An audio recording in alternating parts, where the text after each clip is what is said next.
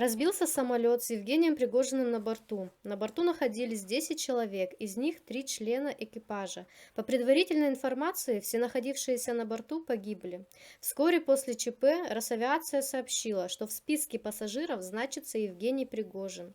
Около 23:00 по московскому времени ведомство подтвердило, что согласно данным авиакомпании, бизнесмен действительно был на борту. Также там был командир ЧВК Дмитрий Уткин, позывной «Вагнер».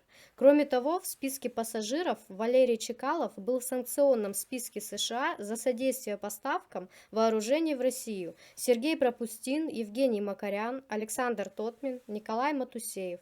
Ссылка на источник в описании.